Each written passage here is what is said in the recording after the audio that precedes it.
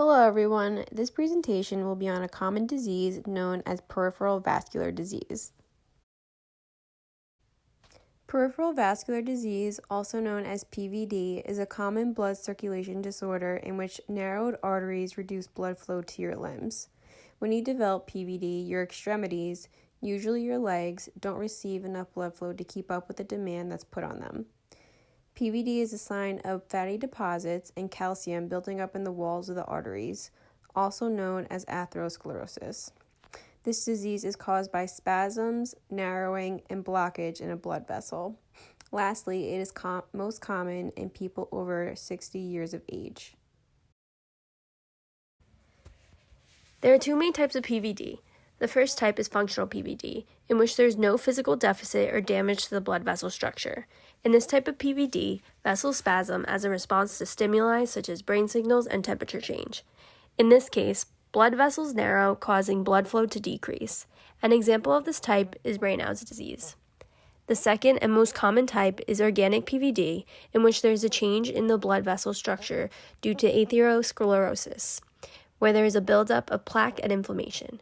PAD is the most common type of organic PVD that occurs only in the artery. It is important to note that the term PVD is often used to mean the same as PAD. Etiology and risk factors.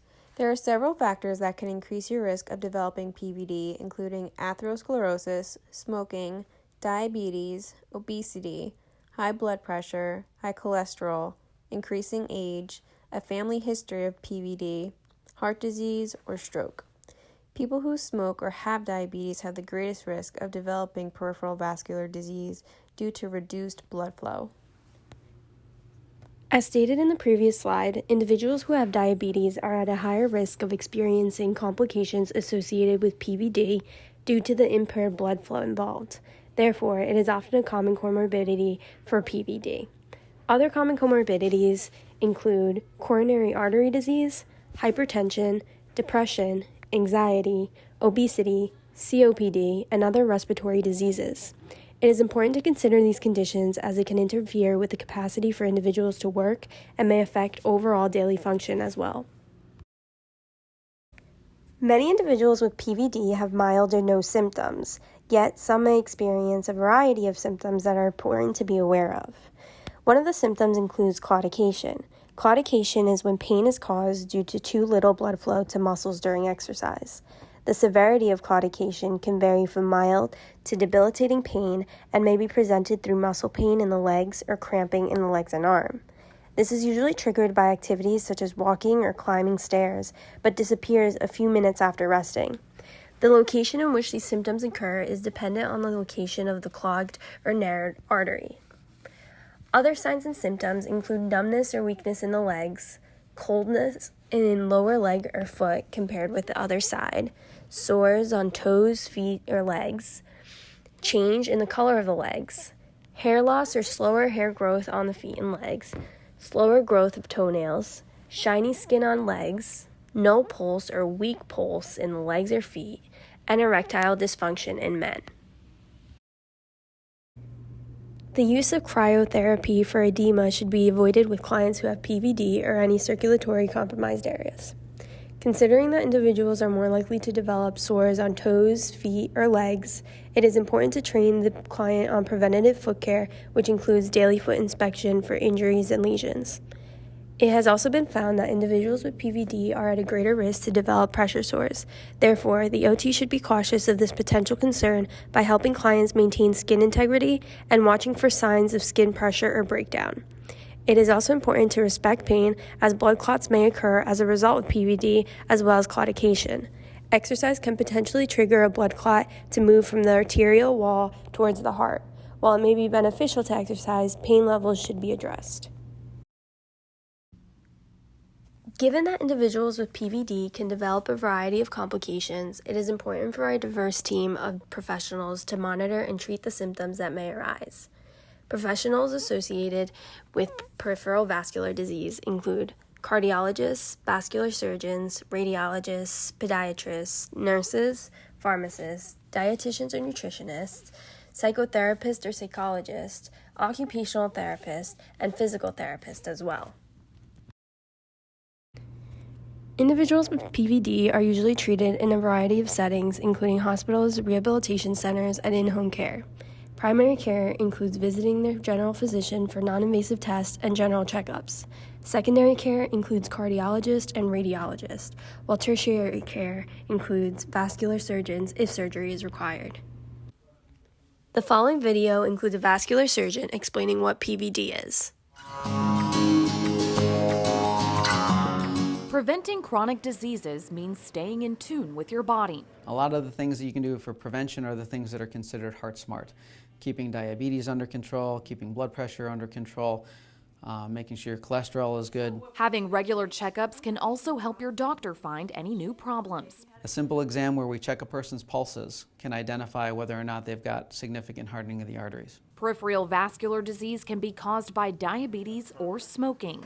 Peripheral vascular disease is basically hardening of the arteries. The same kind of process that can occur in the heart arteries can occur in any artery system in your body. Patients developing peripheral vascular disease may experience leg pain when they walk. That's because their arteries have blockages preventing the oxygen from getting to the muscles.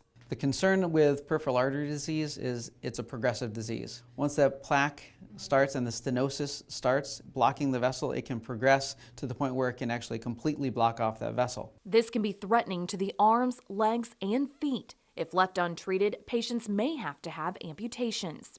Once the disease progresses, patients can experience skin changes or hair loss to lower extremities, making it important to address any pain or changes with your doctor.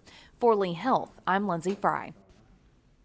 There are several different tests and screens used to diagnose PVD, including the Edinburgh Claudication Questionnaire, which is a series of 6 yes or no questions and a pain diagram.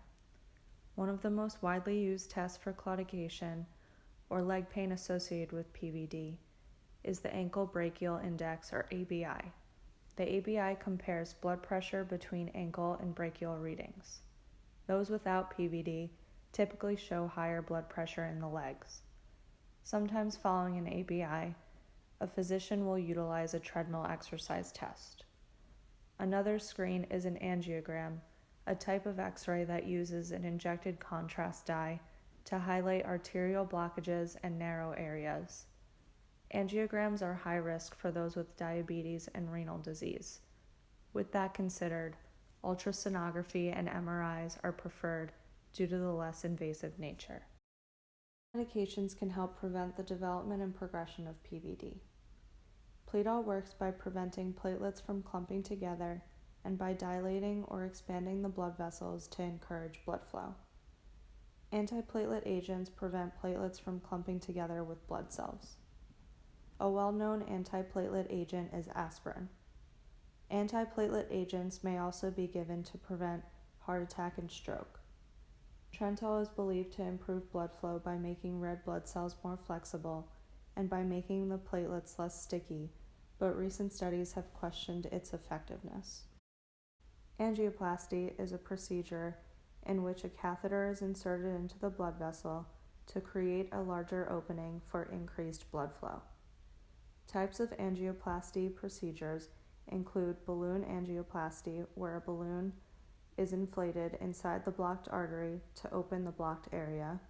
Atherectomy is a procedure in which the blocked area is shaved away with the device attached to a catheter.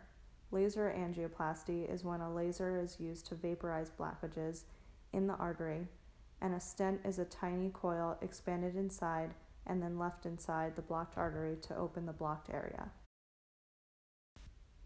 Occupational therapy's role in PVD is to recognize and manage symptoms including claudication, numbness, tingliness, and swelling. When working with a client with PVD, OTs should respect pain alternating between rest and exercise, and OTs should provide a just right challenge in terms of regular exercise through the use of clients' individual occupations. OTs should follow parameters for exercise from the medical doctor. This can depend on the client's past medical history and current status post-surgery. OTs should also encourage care of feet to prevent sores. OTs also play a role in educating their clients on the complications of PVD to promote prevention of progressing PVD. Complications of PVD can include amputation, poor wound healing, restricted mobility due to claudication, and stroke is 3 more times likely in people with PVD. The OT can also make referrals to interprofessionals and discuss lifestyle choices that can impact PVD. For example, an OT can refer their client to a registered dietitian who may recommend a nutritious low-fat diet, avoiding foods high in cholesterol to control weight and comorbid diseases such as diabetes, coronary artery disease, hypertension, and high cholesterol. It is important to note that smoking is a very strong risk factor for developing peripheral vascular disease, and it can significantly worsen the disease, especially with comorbid diabetes. Quitting smoking can often reduce the symptoms and progression of PVD. Implication for occupational engagement. ADLs such as functional mobility may be impacted. PVD symptoms such as claudication can act as a barrier to moving throughout the home environment. IADLs such as health management and maintenance can also be impacted. Claudication might demand more rest, potentially making daily cleaning routines more time-consuming and taxing on the body. Work occupations, such as job performance, can also be impacted, especially for those in healthcare professions, which demand longer periods of standing. The following is a video of a woman explaining her experience with PVD. What do I do? Well, I sew most of the time. I do take in sewing for, it's not that I need to, but it's just, to keep busy. And I like to cook, and I read, and I do crossword puzzles. I always find something to do. I'm never bored. I like to walk. I had my walk every day. And the first thing I would notice is on my walks, my calf would have a very sharp pain. If I stopped, it would go away, and I'd continue. And I did that for quite a while, and I said, gee, this is strange. I had an appointment with my regular doctor, and that day, for some reason or other, I had to go up the stairs. And going up the stairs was, I thought I was going to pass out. It was just so, the pain was just so bad. And I told my doctor about it. Well, the minute I told him, he took off my shoe and was trying to feel the pulse. And this is how it all started.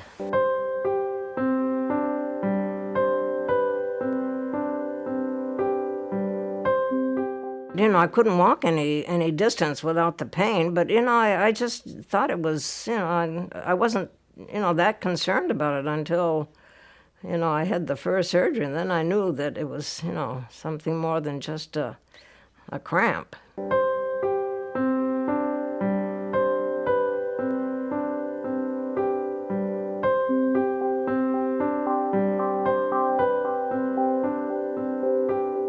Well, at the beginning, Dr. Walsh gave me 3 options: do nothing, surgery, or do the stem cell program.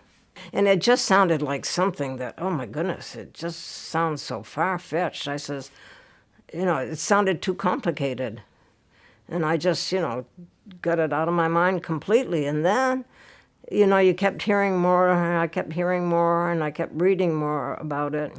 There was no other surgery that could have been done. If you can see, I have so many scars from, the number of surgeries that I've had that there wasn't room to put another one in. After talking with Dr. Walsh, he really endorsed it, completely. He says that you'd be surprised, what good success we've had with the program. And so I said, well, gee, like I said, I had to do something, give it a try. They transfer the stem cells into the leg in 20 places. It was three all the way down the leg, injected. She had done a topical anesthetic on the leg, and she wrapped it in saran wrap, and it wasn't bad except when it got to the foot, and that one I winced a bit. But I have a very high pain threshold, so it wasn't a hardship for me.